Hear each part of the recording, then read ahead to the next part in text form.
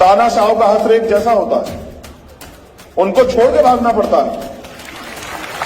कल श्रीलंका में था, जिस दिन भीम आर्मी के लोग अनुशासन में तैयार हो जाएंगे, ये भारत में भी होगा, आप देख लेना।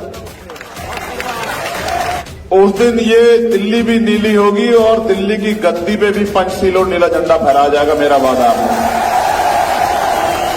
नमस्कार, द जनता लाइव देख रहे हैं आप और मैं हूं आपके साथ पूजा। इस वक्त हम मौजूद हैं दिल्ली के तालकटोरा स्टेडियम में और ये स्टेडियम जो खचाखच इस वक्त भरा है, इसकी वजह है कि आज यहाँ भीम आर्मी का 7वां स्थापना दिवस और पहला राष्ट्रीय अधिवेशन मनाया जा रहा है। ये वही भीम आर्मी है जिसने 21 जुलाई 2015 को अपनी नींव रखी थी और महज 7 सालों में जो चिंगारी सहारनपुर से 2017 में जिस आंदोलन के साथ देश भर में जिसकी आवाज गूंजी, आज इस तालकटोरा स्टेडियम में खचाखच भरी हुई ये भीड़ साबित कर रही है कि कितनी तेजी से और कितनी तेज गति से भीम आर्मी और आजाद समाज पार्टी ने अपना जो फासला है वो तय किया है। चाहे वो दिल्ली हो, चाहे उत्तर प्रदेश हो, तमाम चुनाव से लेकर तमाम मुद्दों तक आजाद समाज पार्टी और भीम आर्मी ने ये साबित किया है कि जहां भी दलितों, शोषितों और वंचितों के साथ अन्याय होगा, वहां वो जमकर खड़ी रही। चाहे वो विद्यार्थी हो, चाहे कोई रेप केस, हर ऐसे मुद्दे पर आजाद समाज पार्टी और भीम आर्मी एकजुट होकर खड़ी मिली। और यही कारण है कि 2021 में टाइम्स मैगजीन ने 100 सबसे ज्यादा प्रसिद्ध नेताओं की ओर अग्रसर चेहरों में आजाद समाज पार्टी के राष्ट्रीय अध्यक्ष और भीम आर्मी चीफ चंद्रशेखर आजाद रावण के नाम को भी शुमार किया था। ये चंद्रशेखर आजाद रावण के बढ़ते कद का अपने आप में एक बड़ा सबूत है। ये सबूत है कि महज 7 सालों में एक पार्टी जो एक गांव से निकलती है, एक भीम आर्मी जो आर्मी के तौर पर निकलती है, जिसमें नौजवान बच्चे अपनी मर्जी से शामिल होते हैं, विरोध करते हैं जातिवाद का, शोषितों वंचितों को दबाए जाने का, उनके अधिकारों और हकों को उनसे छीनने का। और वह 7 सालों में ये फासला तय करना अपने आप में बेहद बड़ी बात है। आज मेरे पीछे जितनी भी भीड़ आप देख रहे हैं, जो भीड़ है, ये भीड़ अपने आप में ये साबित कर रही है कि कितने कम समय में कितना बड़ा फासला तय किया है आजाद समाज पार्टी और भीम आर्मी। ये अपने आप में बहुत सराहनीय है। और यहाँ मंच पर इस वक्त आजाद समाज पार्टी के राष्ट्रीय अध्यक्ष चंद्रशेखर आजाद रावण और भीम आर्मी चीफ के नाम से जिन्हें जाना जाता है चंद्रशेखर आजाद भी है। इसके अलावा विनय रतन सिंह है, जिन्होंने भीम आर्मी की स्थापना की थी चंद्रशेखर आजाद के साथ मिलकर। ये वो चेहरे हैं जो आपको अक्सर दिखाई देते हैं जब भी कहीं अन्याय किसी भी समाज के खिलाफ होता है। अभी दिल्ली में चाहे जंतर मंतर पर स्टूडेंट्स के खिलाफ आंदोलन हो, उसमें भी भीम आर्मी ने ये साबित किया है कि जहां भी किसी की आवाज को दबाया जाएगा, वो वहां खड़े होंगे, उसका पुरजोर विरोध करेंगे। यही एक कारण था कि उत्तर प्रदेश के चुनाव में भी कहीं ना कहीं एक कांटे की टक्कर देती नजर आ रही थी भीम आर्मी। वो अलग बात है कि जीत से कोसों दूर रहे, लेकिन चुनावों में अपना नाम दर्ज कराने में आजाद समाज पार्टी कहीं पीछे नहीं रही। आज 7वां अधिवेशन है भीम आर्मी का और इसको एक बड़े स्तर पर मनाया जा रहा है। ये पहला राष्ट्रीय अधिवेशन है, लेकिन ये इस बात का भी उद्घोष है कि ये पहला राष्ट्रीय अधिवेशन इस तौर पर मनाया जा रहा है, तो आने वाले 7 सालों में भीम आर्मी कहाँ होगी और आजाद समाज पार्टी राजनीति में कितना बड़ा परिवर्तन ला सकती है, ये इसकी महज पहली झलक। राष्ट्रपिता ज्योतिबा फुले 1890 में चले गए और 91 में पैदा हुए बाबा साहब अम्बेडकर। उन्होंने उनको देखा भी नहीं, लेकिन गुरु माना। उसका एक कारण मात्र एक था कि वो अपने लिए नहीं जिए। हम लोग जो सिखाने का काम करते तो सबसे पहली लाइन ये सिखाते हैं कि ऐसा फरामोश व्यक्ति समाज और देश पे कलंक होता है। जब हम लोग काम करते हैं तो हम एक दूसरे के लिए नहीं, जो कर्ज हमारे ऊपर है उसके लिए काम करते हैं। आज अगर ये अवसर मिला है, ये सम्मान का जीवन मिला है, ये जैकेट, ये जूते चप्पल, ये मंच और ये माइक मिला है, तो ये हमारे महापुरुषों के संघर्ष की देन है। काशीराम साहब कहते थे कि भारतीय संविधान हमारे महापुरुषों के संघर्ष का निचोड़। मैं गौरवान्वित हूं कि मैं भीम आर्मी का एक कार्यकर्ता हूं, लेकिन मुझे उससे भी ज्यादा खुशी है कि मैं भीम आर्मी का एक अनुशासित कार्यकर्ता हूं, क्योंकि अगर मैं ही अनुशासित नहीं हूंगा तो दूसरे को कैसे कहूंगा? समय समय पे मैंने बहुत सारी गलतियों से सीखा है और पिछले आंदोलन से भी सीखा है। मैं आपको विश्वास दिलाता हूं कि वो दिन नहीं आएगा जिस दिन मेरी वजह से आपका सम्मान कम हो या आपके ऊपर कोई उंगली उठाए कि आपका नेता कमजोर है। ये आज 7वें स्थापना दिवस पे राष्ट्रीय अधिवेशन में मेरा आपसे वादा है। साहब काशीराम जिस कैडर से मूवमेंट को तैयार किए हैं कि विरोधियों में जो है वो खलबली मची हुई है, वो तमाम षड्यंत्र कर रहे हैं किस तरह से आजाद समाज पार्टी भीम आर्मी कमजोर कर दे। मैं पूरी जिम्मेदारी से कहता हूं कि अभी तो हमारे साथियों ने अंगड़ाई ली है, अभी तो उन्होंने संघर्ष शुरू भी नहीं किया। जिस दिन वो लोग संघर्ष करेंगे उस दिन ये दिल्ली भी नीली होगी और दिल्ली की गद्दी पे भी पंचशील और नीला झंडा फहरा जाएगा, मेरा वादा है। देखो, आप मुझे अपनी ताकत मानते हैं और मैं आपको अपनी ताकत मानता हूं। जितने पदाधिकारी मंच पे बैठे हुए हैं, मैंने आपसे कहा था कि पेन कॉपी लेके आना। जितने पदाधिकारी सामने बैठे हैं, कुछ बहुत जिम्मेदारी की बातें मैं आपके सामने 5 मिनट बाद रखूंगा, उनको नोट करना है आपको। और नोट नहीं करना, ये समझना कि ये आदेश है, इसको लागू होगा ये आदेश, इसमें कोई कोताही नहीं बरती जाएगी। मैं तो अपने आप को वहीं 2015 में खड़ा मान रहा हूं कि आज जीरो से शुरू कर रहे हैं, आज जीरो से शुरू कर रहे हैं, जीरो से शुरू करके और इसको अंतिम पायदान पे लेके जाना है। लेकिन अब हम काम अनुशासन में करेंगे, अब हम करके दिखाएंगे, अब हम घुटनों के बल रेंग के नहीं चलेंगे, अब हम सीना तान के खड़े होकर जो है अपनी हक अधिकार की लड़ाई लड़ेंगे और अब हम पीछे नहीं रहेंगे, अब हम अपनी कुर्सियों पे कब्जा करेंगे। यहां उपस्थित मातृशक्ति को भी मैं धन्यवाद देता हूं, नमन करता हूं। ये कठिन समय चल रहा है। एक तरफ जिनको रोज हम कहते हैं कि वो बहुत ताकतवर हो रहे, वो सच में ताकतवर हो रहे हैं, क्योंकि वो इस देश की सत्ता, इस देश की व्यवस्था, इस देश की जुडिशरी, इस देश का एडमिनिस्ट्रेशन, इस देश की मीडिया, इस देश के थन पे काबिज है। और हमारे पास बाबा साहब अम्बेडकर की दी वोट ही है बस उनसे लड़ने के लिए। मैं आपसे जानना चाहता हूं, क्या बाबा साहब का सपना पूरा हो गया है क्या?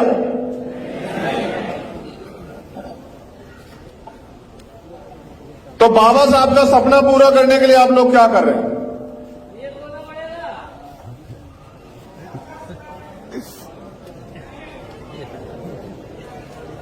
मैं आपको बस बता रहा हूं, आप लोग जान लो, आपके काम आएगा,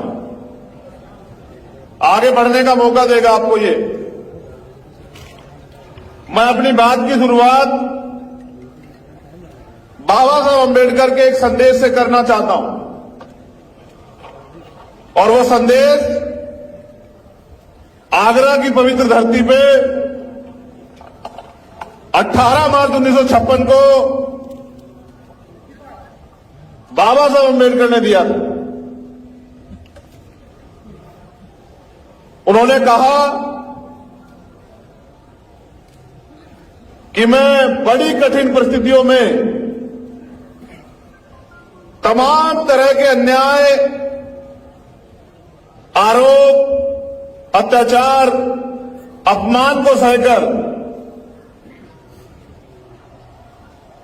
इस कारवां को यहां तक लेके आ पाया हूं। अगर आप इसको आगे नहीं बढ़ा सकते तो इसको पीछे मत जाने देना। उन्होंने ये भी कहा कि मुझे मेरे पढ़े लिखे लोगों ने धोखा दिया। उन्होंने उसके बाद जो कहा वो बहुत महत्वपूर्ण है, और उन्होंने कहा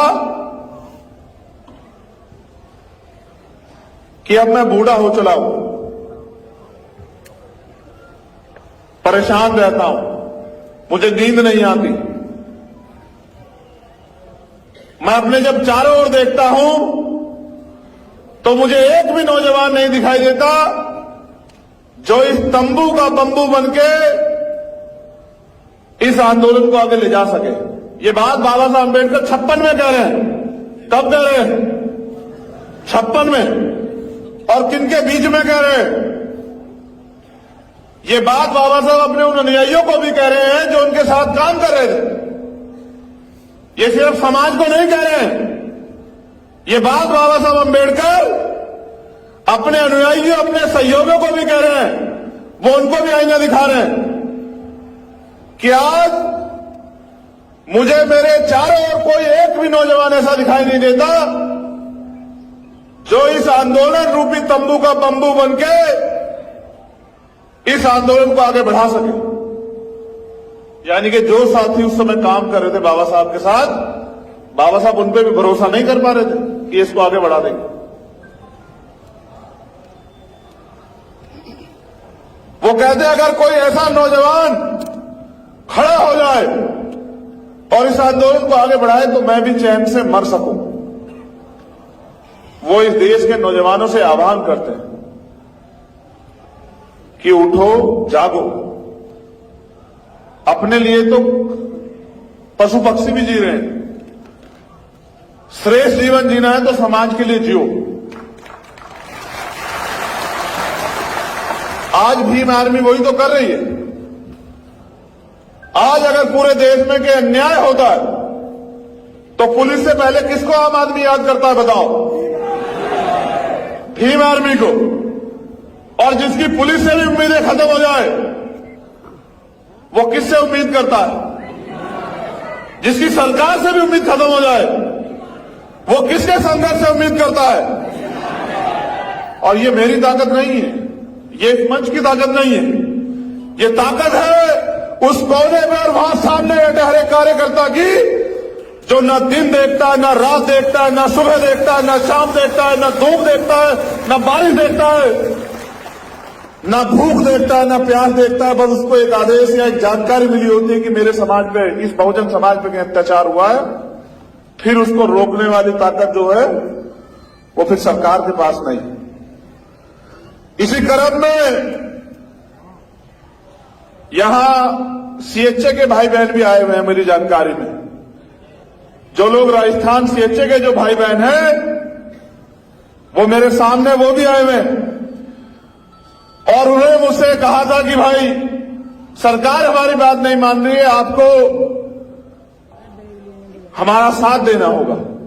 मैंने उनसे वादा किया था कि हमारा अधिवेशन खत्म हो जाने दो, इस राजस्थान सरकार की भी अकल ठीक करने का काम भीम आर्मी के लोग करेंगे।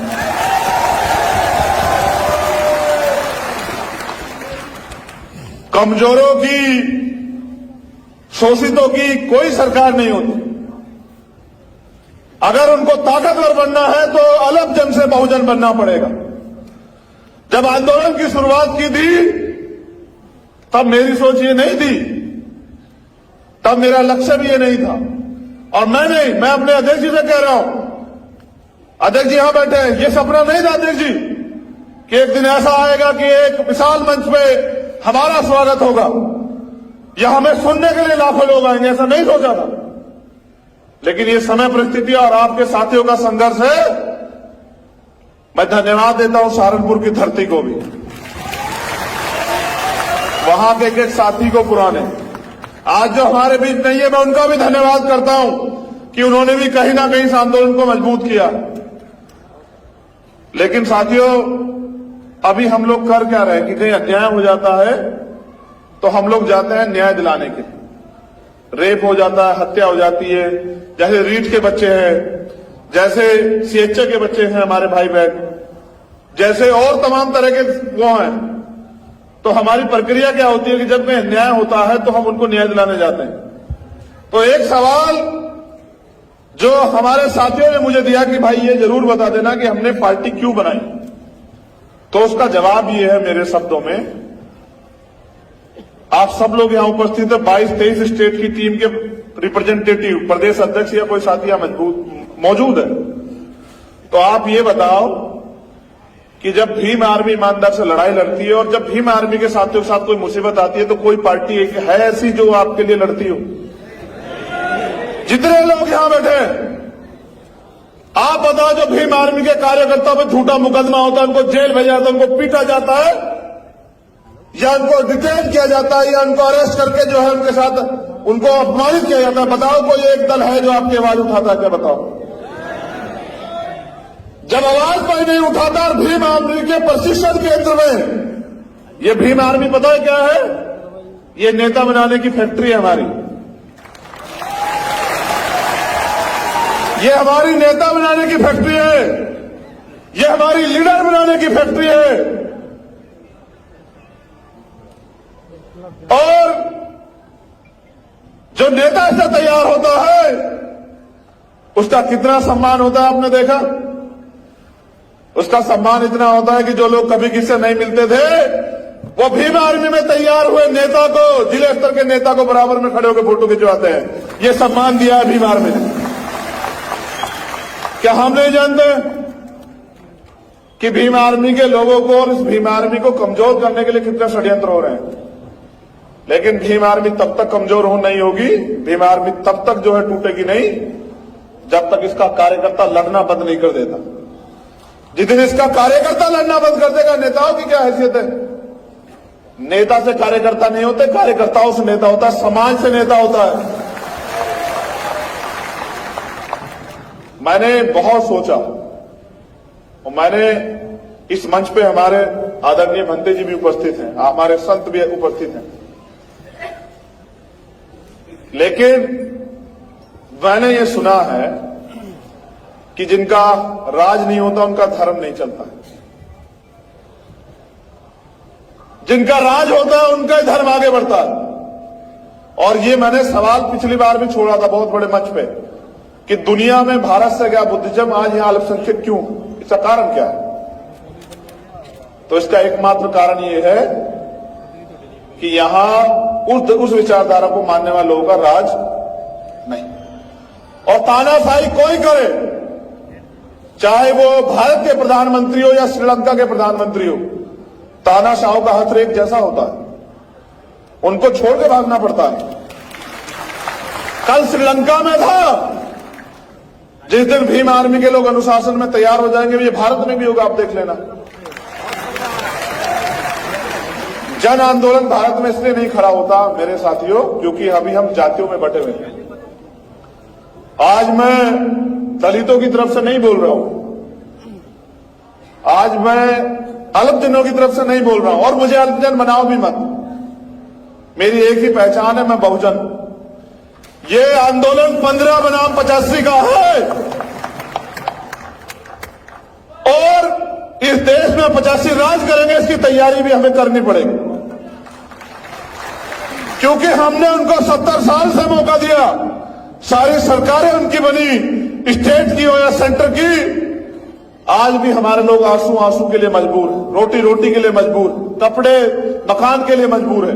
और इन्हीं बात पे हमारी वोट ली जाती है कि आपको ना अनाज दे देंगे, आपको चावल दे देंगे, तेल दे देंगे, दाल दे देंगे, हमें वोट दे दो।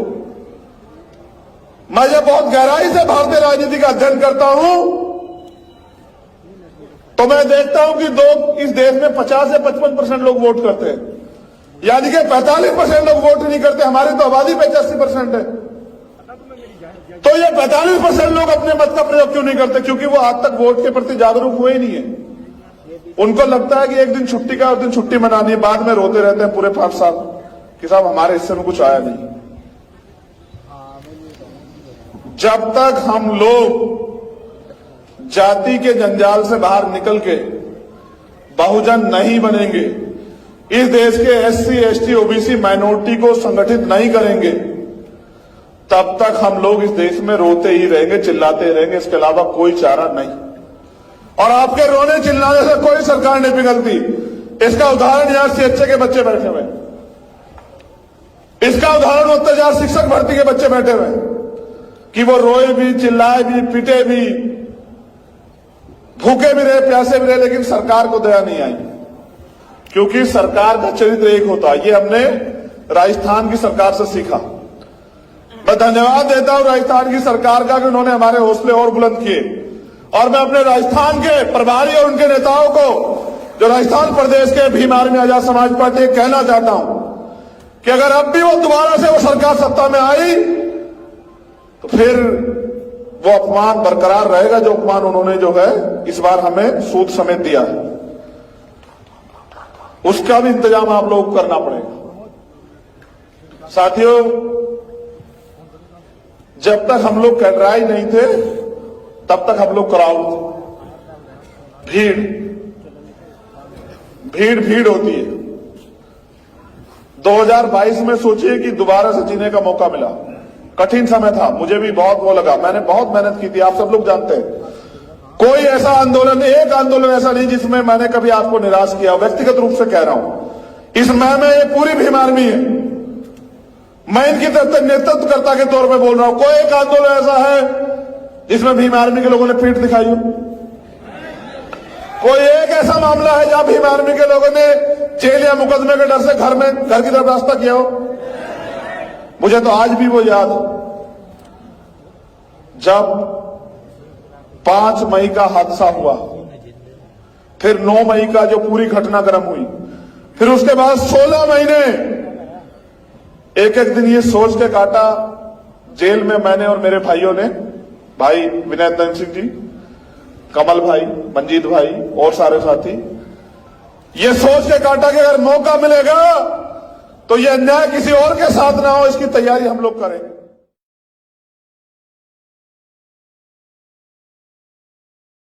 तानाशाह का हश्र एक जैसा होता है, उनको छोड़ के भागना पड़ता है।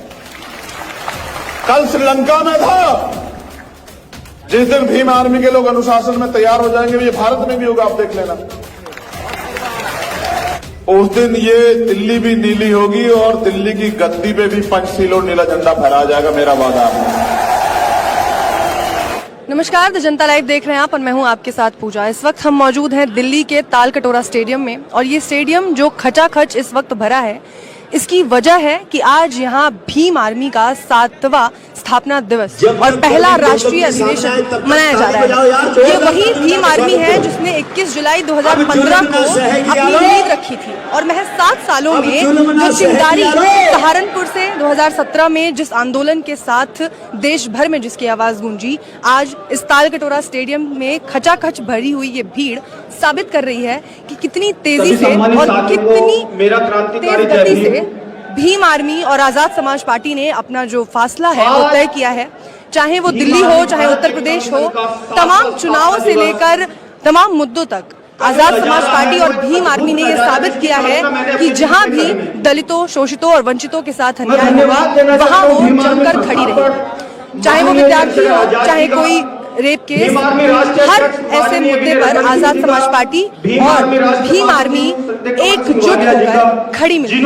और यही कारण है कि 2021 में टाइम्स मैगजीन ने 100 सबसे ज्यादा प्रसिद्ध नेताओं की और अग्रसर चेहरों में आजाद समाज पार्टी के राष्ट्रीय अध्यक्ष और भीम आर्मी चीफ चंद्रशेखर आजाद रावण के नाम को भी शुमार किया था। ये चंद्रशेखर आजाद रावण के बढ़ते कद का अपने आप में एक बड़ा सबूत है। ये सबूत है कि महज 7 सालों में एक पार्टी जो एक गांव से निकलती है, एक भीम आर्मी जो आर्मी के तौर पर निकलती है, जिसमें नौजवान बच्चे अपनी मर्जी से शामिल होते हैं, विरोध करते हैं जातिवाद का, शोषितों वंचितों को दबाए जाने का, उनके अधिकारों और हकों को उनसे छीनने का। और महज 7 सालों में ये फासला तय करना अपने आप में बेहद बड़ी बात है। आज मेरे पीछे जितनी भी भीड़ आप देख रहे हैं, जो भीड़ है, ये भीड़ अपने आप में ये साबित कर रही है कि कितने कम समय में कितना बड़ा फासला तय किया है आजाद समाज पार्टी और भीम आर्मी। ये अपने आप में बेहद सराहनीय है। और यहाँ मंच पर इस वक्त आजाद समाज पार्टी के राष्ट्रीय अध्यक्ष चंद्रशेखर आजाद रावण और भीम आर्मी चीफ के नाम से जिन्हें जाना जाता है चंद्रशेखर आजाद भी हैं। इसके अलावा विनय रतन सिंह हैं जिन्होंने भीम आर्मी की स्थापना की थी चंद्रशेखर आजाद के साथ मिलकर। ये वो चेहरे हैं जो आपको अक्सर दिखाई देते हैं जब भी कहीं अन्याय किसी भी समाज के खिलाफ होता है। अभी दिल्ली में चाहे जंतर मंतर पर स्टूडेंट्स के खिलाफ आंदोलन हो, उसमें भी भीम आर्मी ने ये साबित किया है कि जहां भी किसी की आवाज को दबाया जाएगा वो वहां खड़े होंगे, उसका पुरजोर विरोध करेंगे। यही एक कारण था कि उत्तर प्रदेश के चुनाव में भी कहीं ना कहीं एक कांटे की टक्कर देती नजर आ रही थी भीम आर्मी। वो अलग बात है कि जीत से कोसों दूर रहे, लेकिन चुनावों में अपना नाम दर्ज कराने में आजाद समाज पार्टी कहीं पीछे नहीं रही। आज 7वां अधिवेशन है भीम आर्मी का और इसको एक बड़े स्तर पर मनाया जा रहा है।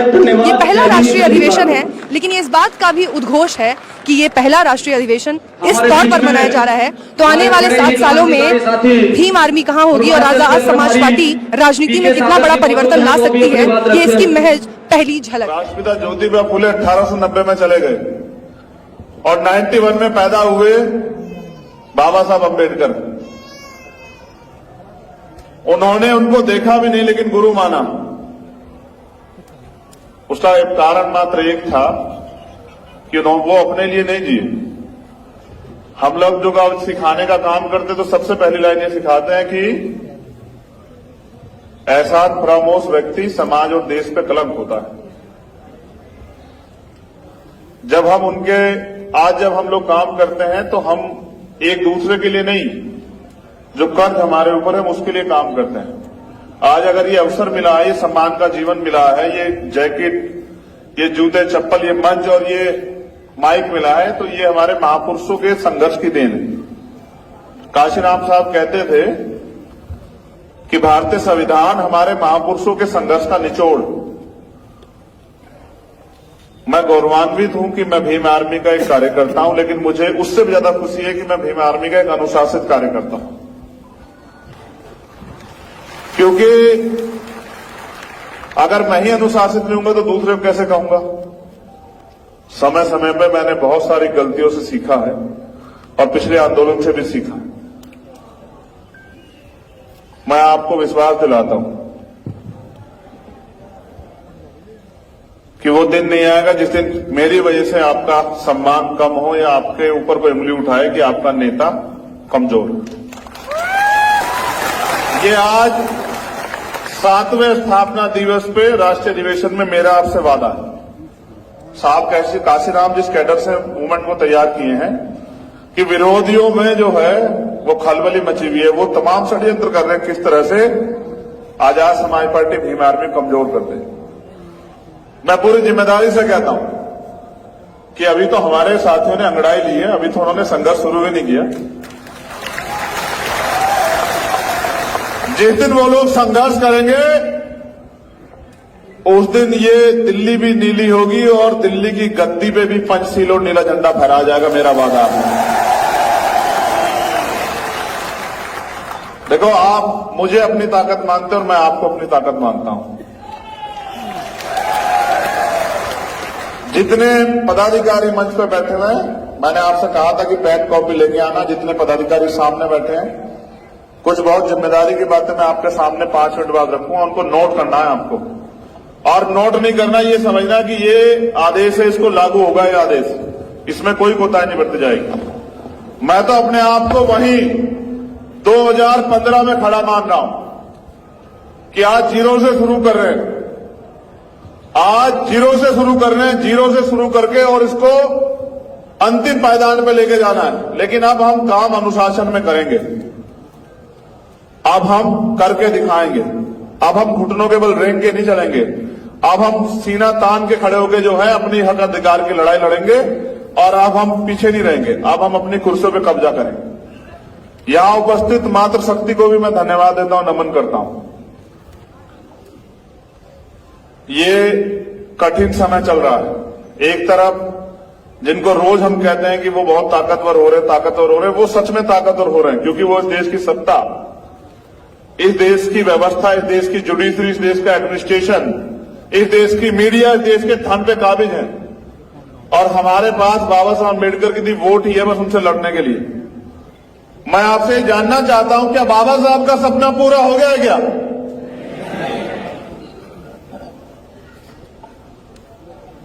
तो बाबा साहब का सपना पूरा करने के लिए आप लोग क्या कर रहे हैं?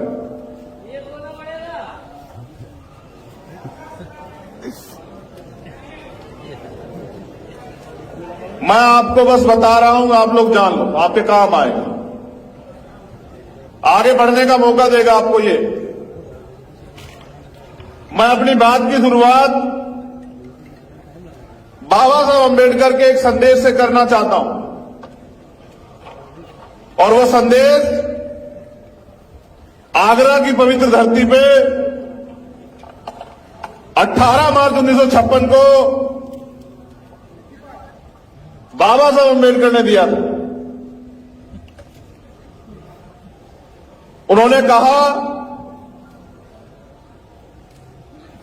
कि मैं बड़ी कठिन परिस्थितियों में तमाम तरह के अन्याय, आरोप, अत्याचार, अपमान को सहकर इस कारवां को यहां तक लेके आ पाया हूं। अगर आप इसको आगे नहीं बढ़ा सकते तो इसको पीछे मत जाने देना। उन्होंने ये भी कहा कि मुझे मेरे पढ़े लिखे लोगों ने धोखा दिया। उन्होंने उसके बाद जो कहा वो बहुत महत्वपूर्ण है, और उन्होंने कहा कि अब मैं बूढ़ा हो चला हूं, परेशान रहता हूं, मुझे नींद नहीं आती। मैं अपने जब चारों ओर देखता हूं तो मुझे एक भी नौजवान नहीं दिखाई देता जो इस तंबू का बंबू बनके इस आंदोलन को आगे ले जा सके। ये बात बाबा साहब अम्बेडकर 56 में कह रहे हैं। कब कह रहे हैं? 56 में। और किनके बीच में कह रहे हैं? ये बात बाबा साहब अपने उन अनुयायियों को भी कह रहे हैं जो उनके साथ काम कर रहे थे। ये सिर्फ समाज को नहीं कह रहे हैं, ये बात बाबा साहब अम्बेडकर अपने अनुयायियों, अपने सहयोगियों को भी कह रहे हैं। वो उनको भी आईना दिखा रहे हैं कि आज मुझे मेरे चारों ओर कोई एक भी नौजवान ऐसा दिखाई नहीं देता जो इस आंदोलन रूपी तंबू का बंबू बनके इस आंदोलन को आगे बढ़ा सके। यानी कि जो साथी उस समय काम कर रहे थे बाबा साहब के साथ, बाबा साहब उन पे भी भरोसा नहीं कर पा रहे थे कि इसको आगे बढ़ा देंगे।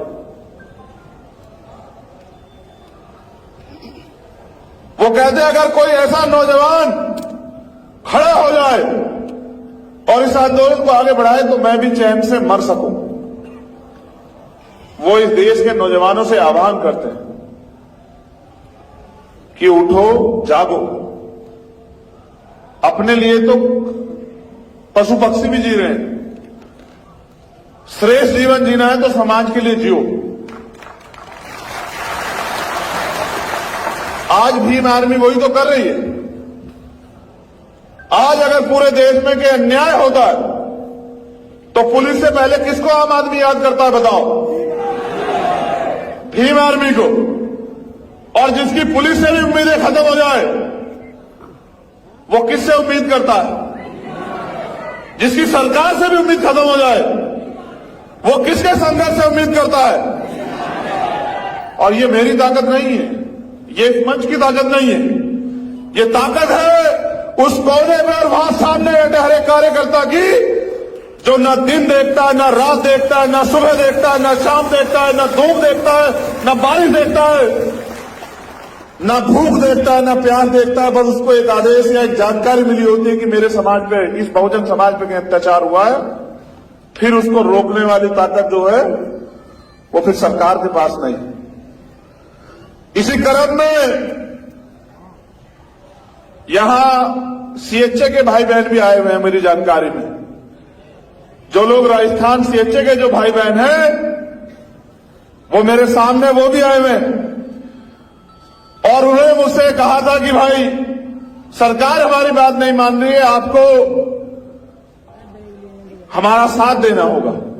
मैंने उनसे वादा किया था कि हमारा अधिवेशन खत्म हो जाने दो, इस राजस्थान सरकार की भी अकल ठीक करने का काम भीम आर्मी के लोग करेंगे।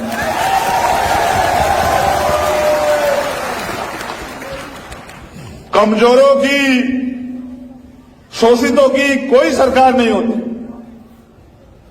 अगर उनको ताकतवर बनना है तो अलग जन से बहुजन बनना पड़ेगा। जब आंदोलन की शुरुआत की थी तब मेरी सोच ये नहीं थी, तब मेरा लक्ष्य भी ये नहीं था और मैं नहीं, मैं अपने अध्यक्ष जी से कह रहा हूं, अध्यक्ष जी यहां बैठे हैं, ये सपना नहीं था अध्यक्ष जी कि एक दिन ऐसा आएगा कि एक विशाल मंच पे हमारा स्वागत होगा या हमें सुनने के लिए लाखों लोग आएंगे, ऐसा नहीं सोचा था। लेकिन ये समय, परिस्थिति और आपके साथियों का संघर्ष है। मैं धन्यवाद देता हूं सहारनपुर की धरती को भी, वहां के एक साथी को, पुराने, आज जो हमारे बीच नहीं है, मैं उनका भी धन्यवाद करता हूं कि उन्होंने भी कहीं ना कहीं इस आंदोलन को मजबूत किया। लेकिन साथियों, अभी हम लोग कर क्या रहे हैं कि कहीं अन्याय हो जाता है तो हम लोग जाते हैं न्याय दिलाने के लिए। रेप हो जाता है, हत्या हो जाती है, जैसे रीट के बच्चे हैं, जैसे सीएचए के बच्चे हैं हमारे भाई बहन, जैसे और तमाम तरह के वो हैं। तो हमारी प्रक्रिया क्या होती है कि जब कहीं अन्याय होता है तो हम उनको न्याय दिलाने जाते हैं। तो एक सवाल जो हमारे साथियों ने मुझे दिया कि भाई ये जरूर बता देना कि हमने पार्टी क्यों बनाई, तो उसका जवाब ये है मेरे शब्दों में, आप सब लोग यहां उपस्थित है, 22-23 स्टेट की टीम के रिप्रेजेंटेटिव, प्रदेश अध्यक्ष या कोई साथी यहां मौजूद है। तो आप ये बताओ कि जब भीम आर्मी ईमानदार से लड़ाई लड़ती है और जब भीम आर्मी के साथियों के साथ कोई मुसीबत आती है तो कोई पार्टी है ऐसी जो आपके लिए लड़ती हो? जितने लोग यहां बैठे हैं, आप बताओ, जो भीम आर्मी के कार्यकर्ताओं पे झूठा मुकदमा होता है, उनको जेल भेजा जाता है, उनको पीटा जाता है या उनको डिटेन किया जाता है या उनको अरेस्ट करके जो है उनके साथ उनको अपमानित किया जाता है, बताओ कोई एक दल है जो आपकी आवाज उठाता है क्या? बताओ। जब आवाज कोई नहीं उठाता और भीम आर्मी के प्रशिक्षण केंद्र में, ये भीम आर्मी पता है क्या है? ये नेता बनाने की फैक्ट्री है हमारी, ये हमारी नेता बनाने की फैक्ट्री है, ये हमारी लीडर बनाने की फैक्ट्री है। और जो नेता ऐसा तैयार होता है उसका कितना सम्मान होता है आपने देखा? उसका सम्मान इतना होता है कि जो लोग कभी किससे नहीं मिलते थे वो भीम आर्मी में तैयार हुए नेता को, जिले स्तर के नेता को बराबर में खड़े होकर फोटो खिंचवाते हैं। ये सम्मान दिया है भीम आर्मी ने। क्या हम नहीं जानते कि भीम आर्मी के लोगों को और इस भीम आर्मी को कमजोर करने के लिए कितने षड्यंत्र हो रहे हैं? लेकिन भीम आर्मी तब तक कमजोर नहीं होगी, भीम आर्मी तब तक जो है टूटेगी नहीं जब तक इसका कार्यकर्ता लड़ना बंद नहीं कर देता। जितने इसका कार्यकर्ता लड़ना बंद कर देगा, नेताओं की क्या हैसियत है?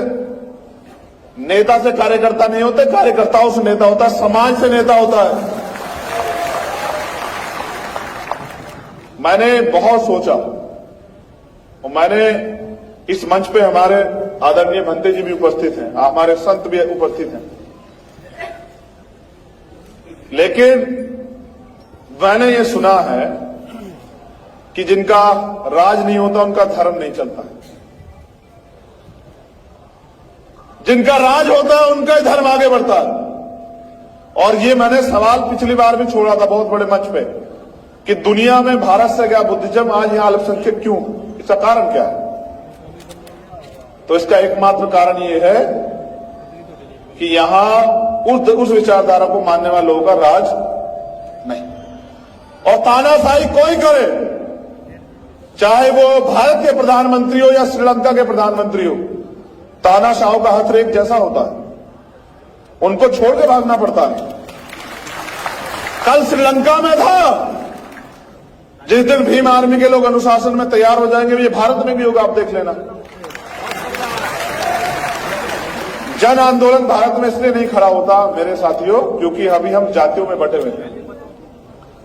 आज मैं दलितों की तरफ से नहीं बोल रहा हूं,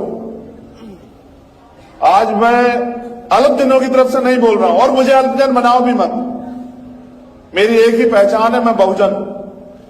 ये आंदोलन 15 बनाम 85 का है और इस देश में 85 राज करेंगे, इसकी तैयारी भी हमें करनी पड़ेगी, क्योंकि हमने उनको 70 साल से मौका दिया, सारी सरकारें उनकी बनी, स्टेट की हो या सेंटर की, आज भी हमारे लोग आंसू आंसू के लिए मजबूर है, रोटी रोटी के लिए मजबूर, कपड़े मकान के लिए मजबूर है, और इन्हीं बात पे हमारी वोट ली जाती है। कि आपको ना अनाज दे देंगे, आपको चावल दे देंगे, तेल दे देंगे, दाल दे देंगे, हमें वोट दे दो। मैं जब बहुत गहराई से भारतीय राजनीति का अध्ययन करता हूं तो मैं देखता हूं कि इस देश में 50 से 55% लोग वोट करते हैं, यानी कि 45% लोग वोट नहीं करते। हमारी तो आबादी 85% है। तो ये 45% लोग अपने मत का प्रयोग क्यों नहीं करते? क्योंकि वो आज तक वोट के प्रति जागरूक हुए ही नहीं है। उनको लगता है कि एक दिन छुट्टी का, उस दिन छुट्टी मनानी है, बाद में रोते रहते हैं पूरे 5 साल कि साहब हमारे हिस्से में कुछ आया नहीं। जब तक हम लोग जाति के जंजाल से बाहर निकल के बहुजन नहीं बनेंगे, इस देश के एससी, एसटी, ओबीसी माइनॉरिटी को संगठित नहीं करेंगे, तब तक हम लोग इस देश में रोते ही रहेंगे, चिल्लाते ही रहेंगे। इसके अलावा कोई चारा नहीं। और आपके रोने चिल्लाने से कोई सरकार नहीं पिघलती। इसका उदाहरण यहां सीएचए के बच्चे बैठे हुए,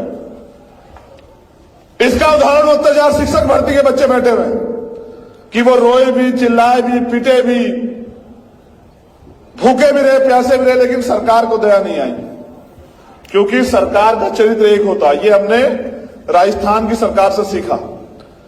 मैं धन्यवाद देता हूं राजस्थान की सरकार का कि उन्होंने हमारे हौसले और बुलंद किए। और मैं अपने राजस्थान के प्रभारी और उनके नेताओं को, जो राजस्थान प्रदेश के भीम आर्मी आजाद समाज पार्टी, कहना चाहता हूं कि अगर अब भी वो दोबारा से वो सरकार सत्ता में आई तो फिर वो अपमान बरकरार रहेगा, जो अपमान उन्होंने जो है इस बार हमें सूद समेत दिया है। उसका भी इंतजाम आप लोगों को करना पड़ेगा। साथियों, जब तक हम लोग कटराई नहीं थे तब तक हम लोग क्राउड थे। भीड़ होती है। 2022 में सोचिए कि दोबारा से जीने का मौका मिला। कठिन समय था, मुझे भी बहुत वो लगा, मैंने बहुत मेहनत की थी, आप सब लोग जानते हैं। कोई ऐसा आंदोलन, एक आंदोलन ऐसा नहीं जिसमें मैंने कभी आपको निराश किया। व्यक्तिगत रूप से कह रहा हूं, इस मैं में ये पूरी भीम आर्मी है, मैं इनकी नेतृत्वकर्ता के तौर पे बोल रहा हूं। कोई एक आंदोलन ऐसा है जिसमें भीम आर्मी के लोगों ने पीठ दिखाई हो? कोई एक ऐसा मामला है जहां भीम आर्मी के लोगों ने जेल या मुकदमे के डर से घर की तरफ रास्ता किया हो? मुझे तो आज भी वो याद है